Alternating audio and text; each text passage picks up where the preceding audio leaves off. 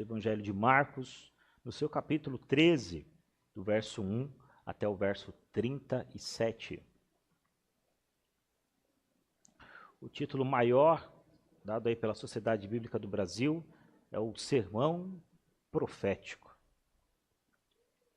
Eu convido mais uma vez a igreja a ler comigo esta passagem de forma alternada, ao passo que eu leio os versos ímpares, e a igreja, então, lerá os versos pares. Ao sair Jesus do templo, disse-lhe um de seus discípulos: Mestre, que pedras, que construções? Mas Jesus lhe disse: Vede estas grandes construções, não ficará pedra sobre pedra que não seja derribada. No Monte das Oliveiras, defronte do templo, achava-se Jesus assentado quando Pedro, Tiago, João e André lhe perguntaram em particular: Dize-nos quando sucederão estas coisas e que sinal haverá quando todas elas estiverem para cumprir-se. Então Jesus passou a dizer-lhes: Vede que ninguém vos engane. Muitos virão em teu nome, dizendo: Sou eu, e enganarão a muitos. Quando, porém, ouvirdes falar de guerras e rumores de guerras, não vos assusteis. É necessário assim acontecer, mas ainda não é o fim. Porque se levantará nação contra nação e reino contra reino. Haverá terremotos em vários lugares e também fomes. Estas coisas são o princípio das dores. Estai vós de sobreaviso, porque vos entregarão aos tribunais e às sinagogas, sereis açoitados e vos farão comparecer à presença de governadores e reis por minha causa, para lhes servir de testemunho. Mas é necessário que primeiro o Evangelho seja pregado a todas as nações. Quando, pois, vos levarem e vos entregarem, não vos preocupeis com o que haveis de dizer, mas o que vos for concedido naquela hora, isso falai. Porque não sois vós os que falais, mas o Espírito Santo. Um irmão entregará à morte outro irmão, e o pai ao filho. Filhos haverá que se levantarão contra os progenitores e os matarão. Sereis odiados de todos por causa do meu nome. Aquele, porém, que perseverar até o fim, esse será salvo. Quando, pois, virdes o abominável da desolação, situado onde não deves estar, quem lê entenda. Então os que estiverem na Judéia, fujam para os montes. Quem estiver em cima no eirado, não desça, nem entre para tirar da sua casa alguma coisa. E o que estiver no campo, não volte atrás para buscar a sua capa. Ai das que estiverem grávidas e das que amamentarem naqueles dias. Orai para que isso não suceda no inverno. Porque aqueles dias serão de tamanha tribulação como nunca houve desde o princípio do mundo que Deus criou, até agora e nunca jamais haverá. Não tivesse o Senhor abreviado aqueles dias, e ninguém se salvaria. Mas por causa dos eleitos que ele escolheu, abreviou tais dias. Então, se alguém vos disser, eis aqui o Cristo, ou ei ali, não acrediteis. Pois surgirão falsos cristos e falsos profetas, operando sinais e prodígios para enganar, se possível, os próprios eleitos. Estai vós de sobreaviso, tudo vos tenho predito. Mas naqueles dias, após a referida tribulação, o sol escurecerá, a lua não dará a sua claridade. As estrelas cairão do firmamento e os poderes do céu serão abalados. Então verão o Filho do Homem vir nas nuvens com grande poder e glória. E ele enviará os anjos e reunirá os seus escolhidos dos quatro ventos, da extremidade da terra até a extremidade do céu. Aprendei, pois, a parábola da figueira. Quando já os seus ramos se renovam e as folhas brotam, sabeis que está próximo o verão. Assim também vós, quando virdes acontecer estas coisas, sabei que está próximo às portas. Em verdade vos digo que não passará esta geração sem que tudo isso aconteça. Passará o céu e a terra, porém as minhas palavras não passarão.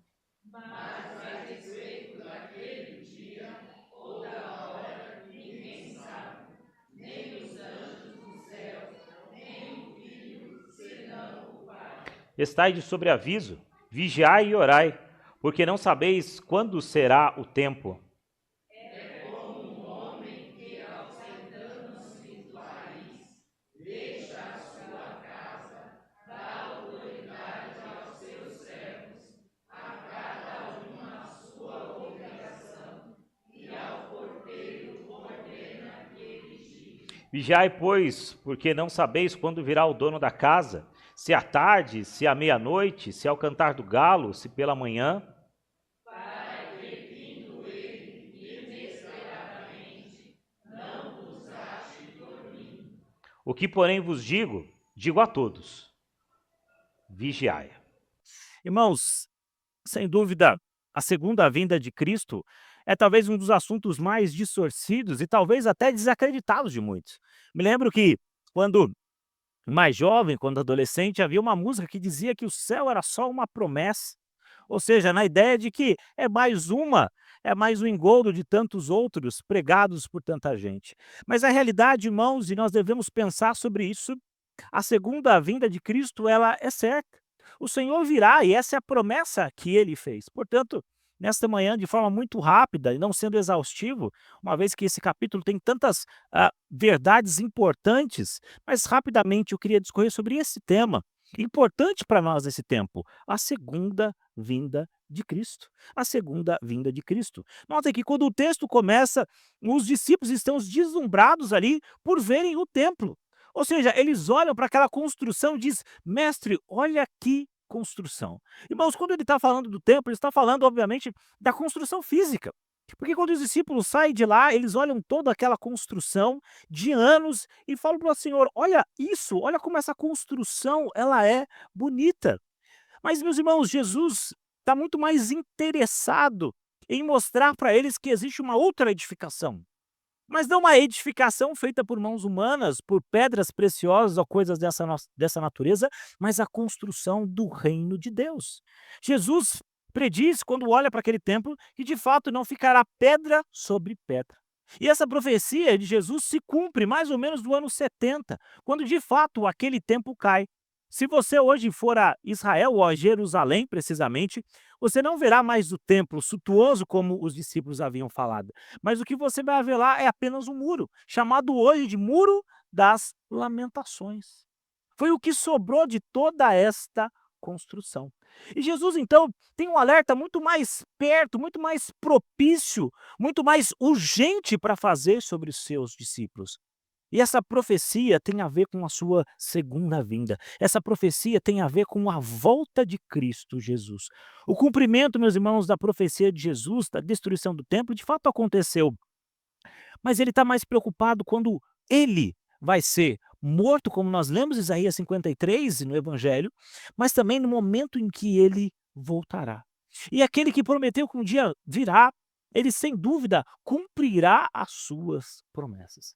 E talvez você me pergunte: pastor, então quais os sinais? Como saber? Como nós vamos entender a segunda vinda de Cristo? E Jesus, meus irmãos, então aqui, ele fala acerca desses sinais. Quais são os sinais que mostram a vinda de Jesus? E o primeiro sinal, meus irmãos, ele é de certa forma gracioso para nós, porque Jesus diz que a graça vai ser abundante. Ele diz que é necessário primeiro que o evangelho seja pregado a todas as nações. Ou seja, o evangelho, a mensagem que nós temos, ela vai ser difundida para todas as nações, para todos os povos. E a gente acompanha isso hoje também. Mesmo nos países mais perseguidos, nós temos irmãos nossos que estão lá pregando a palavra do Senhor. Irmãos nossos que estão lá muitas vezes sendo martirizados, mas o evangelho tem chegado. Nós ouvimos de notícias acerca de igrejas que operam no subterrâneo, de forma ilegal, justamente para a pregação do evangelho de Cristo. Portanto, meus irmãos, a pregação do evangelho, ela é para nós e deve ser sempre algo urgente. O evangelho, então, vai ser pregado a todas as nações. E esse é um sinal gracioso. Mas Jesus continua aqui e diz que o segundo sinal indica uma oposição a Deus, o que parece para nós um certo contrassenso. Como nós vamos ter tanta pregação e ao mesmo tempo tanta oposição? Mas é exatamente isso que vai acontecer. O evangelho ele vai ser difundido e cada vez menos aceito, ou melhor dizendo, cada vez mais combatido. Nós teremos perseguição.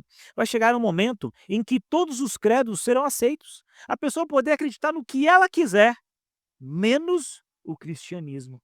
Que ao passar da história, nós vemos ele ganhar alguns nomes como discurso de ódio ou coisas dessa natureza. E então eles vão associar o evangelho a essa ideia. E o evangelho, então, vai sofrer oposição. Nós teremos, então, meus irmãos, uma perseguição religiosa. Mas essa perseguição religiosa, ela se dará a tal ponto, e mais para frente Jesus fala isso, de que se não fosse a graça de Cristo em retirar a sua igreja, nem os próprios eleitos escapariam. Ou seja, essa perseguição, ela vai de fato acontecer. Mas nota, irmãos, a real causa dessa perseguição, ele diz aí, sereis odiados. E talvez você pergunte, mas como, pastor, uma vez que o cristianismo prega para nós o amor ao próximo, a obediência às autoridades, um clima de paz, como uma religião assim, ou como um credo assim pode ser perseguido? E a ideia é justamente essa, nós seremos odiados por causa do nome que nós levamos, por causa do nome de Jesus. Quando nos identificamos com Jesus Cristo, o mundo também passará a nos odiar, assim como fez com Jesus quando esteve aqui. Assim como nós lemos nas páginas de Escrituras, em Isaías 53 e no Evangelho, quando Jesus então foi perseguido. Portanto, meus irmãos, nós veremos ali um grande engano religioso. Várias ideias sendo distorcidas. Portanto, a segunda vinda do Senhor, ela será precedida de um abandono da verdade, de um abandono da verdadeira fé. Mas, caminhando um pouco mais, em terceiro lugar, nós temos outros sinais que indicam também o juízo. E são três. O primeiro deles são as guerras. Talvez você fale, pastor, mas durante toda a história nós sempre tivemos muitas guerras. Mas nota, irmãos, é importante que a gente localize Jesus no momento histórico em que ele fala. Quando Jesus fala, o mundo gozava de uma paz, a Pax Romana. Roma tinha dominado quase todo o mundo conhecido e por causa do seu poder bélico e militar, as guerras eram debeladas com uma certa facilidade. O clima em que Jesus vivia aqui, embora houvessem ali alguns partidos querendo rachar alguns grupos, mas o clima ali era de paz, no sentido de que era muito difícil uma guerra, uma vez que o exército era muito forte. Portanto, quando Jesus fala isso, rumor de guerra era algo quase que inesperado. Ou seja, falar de guerras era falar de algo que praticamente era impossível de acontecer. Mas ele fala disso. E ao longo da história, meus irmãos, nós vemos vários momentos. Passamos por uma Primeira Guerra Mundial, uma Segunda Guerra Mundial, onde se registram hoje mais de 300 guerras em curso. Ontem, irmãos, ah, o reverendo Hernandes cita alguns dados no livro dele que eu acho interessante, quando ele diz que 50% de todos os cientistas do mundo estão trabalhando com pesquisas de arma. 40% dos recursos das nações são colocados para pesquisa sobre armas. Ou seja, guerra é algo que é iminente a nós. E por mais que você não queira, essa talvez seja uma realidade muito próxima da nossa geração. Mas nota, irmãos, que além disso, o texto continua falando para nós ainda sobre essa questão, e um outro aspecto ainda é o aspecto da fome. Porque a fome ele é um subproduto das guerras. Uma vez que você não tem paz, as nações não caminham, não prosperam. E uma nação que não prospera tende a cada vez mais empobrecer os seus habitantes. Portanto, a fome também é algo visto aqui como um desses sinais. A fome, sem dúvida, é um retrato vergonhoso da perversa destruição que nós teremos. Irmãos, mas falar sobre tudo isso parece até aquelas pregações meio alarmistas, do tipo: olha, o mundo vai acabar. Aliás, algumas igrejas preveram esse advento em algum momento e erraram grosseiramente. Preveram o advento, foram todos de branco para um determinado lugar, mas Jesus não voltou. Marcaram essa data e Jesus não voltou. E talvez você pergunte, pastor, então como nós devemos tratar isso? Irmãos, acho que uma aplicação muito boa que nós devemos fazer é que esses sinais estão próximos de nós. E quando o sinal chega, não é para a gente marcar no nosso calendário lá exata data, não é para a gente ler Apocalipse com aquela sensação de que vamos marcar qual o dia certo, qual o momento, qual a hora. Essa não é o intuito, esse não é o intuito de Jesus aqui e nem de João quando escreve Apocalipse. Mas o intuito é deixar você muito ligado de que isso vai acontecer. E se isso vai acontecer, como a igreja deve ficar, como a igreja deve estar? E ele diz: vigiando. Por isso, irmãos, a sequência, a partir do verso 14, ele fala sobre os sinais de um homem chamado do Anticristo. Nós veremos isso ainda na história. Alguém influente, alguém poderoso e que a Bíblia diz que poderá até realizar milagres e fazer coisas sobrenaturais. O anticristo, então, ele é configurado, ele é prefigurado no texto como aquele que fará ou, digamos, terá uma liderança religiosa e política. E Jesus está dizendo isso. Ele se dará, então, o fim se dará quando o anticristo cometer, então, o sacrilégio de trazer para ele ou exigir para ele a adoração. Ou seja, vai ser alguém que quer tomar o lugar de Cristo. Então, irmãos, há aqui para nós os cuidados que nós devemos ter. E a única maneira de entendermos isso, a única maneira de pensarmos isso, é lembrar que nós devemos estar prontos para a vinda de Cristo.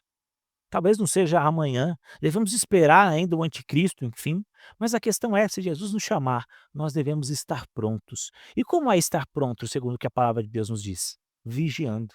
Vigiai e orai. Portanto, irmãos, vai haver sim essa grande tribulação a que nós falamos. Vai haver sim um momento difícil. Portanto, aqui, os que são de Deus têm que tomar cuidado. E Deus diz que até os seus eleitos, ou seja, o seu povo escolhido, também passará por isso. Há algumas correntes que interpretam que nós teremos ali um momento em que a igreja será arrebatada, depois um segundo momento, enfim, e faz uma grande confusão com essa ideia do milênio, mas Jesus deixa muito claro aqui no texto de que a sua vinda será para todo o olho ver. Não vai haver uma primeira segunda vinda, uma segunda vinda, uma terceira segunda vinda. É só uma segunda vinda.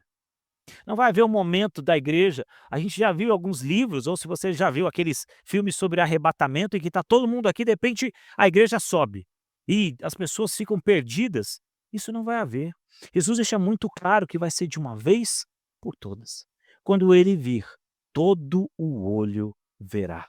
Quando ele estiver aqui, todos estarão lá. Por isso, na descrição da segunda vinda de Cristo, ela será precedida por grandes problemas sobrenaturais, aliás, grandes problemas naturais, como terremotos, tufões e coisas dessa natureza. A segunda vinda será visível, todo o olho vai ver, mas ao mesmo tempo, meus irmãos, o texto nos diz que essa vinda, ela será gloriosa. O que quer dizer que Deus virá para que todas as pessoas dobrem o joelho perante ele. E essa vinda, então, vai ser o poder de Deus. Lembra, irmãos, que no primeiro momento Jesus veio como um servo, aquele que sofreu em nosso lugar, mas na segunda vinda ele vem como o supremo Senhor e Rei, como aquele que tem todo o governo na sua mão, como aquele que tem o cetro do poder, daquele que emana todas as ordens e nada foge das suas ordenanças. Portanto, igreja, eu quero fazer uma aplicação muito rápida sobre a nossa preparação para a segunda vinda. E a primeira questão: os avisos são claros. Nós vemos esses avisos. Aliás, nós vimos através da internet, da TV, as guerras, rumores de guerras, as fomes, as pestes, os desastres naturais. Isso não deve servir para nós para dizer: olha, vai ser amanhã, mas deve servir para nós como grande alerta. Segunda questão: vai ser imprevisível. Portanto, não fique você tentando decifrar, não ache que você vai conseguir prever esse advento, mas fique sempre alerta, porque ele vai ser inesperado. Ele também, meus irmãos, e requer de nós uma necessária vigilância. E é algo aqui que deve tocar os nossos corações. O que eu estou dizendo aqui, irmãos, não são fábulas ou ideias aleatórias, mas o que eu estou dizendo aqui é o que a palavra de Deus poderosamente instrui a sua igreja. Precisamos, meus irmãos, viver apercebidos disso, que aqueles que andam em trevas, eles serão apanhados de surpresa, mas nós somos da luz. E se somos da luz, para nós não haverá surpresa alguma. Que Deus os abençoe, meus queridos, e que eu e você possamos estar certos e vigilantes quando vier aquela hora.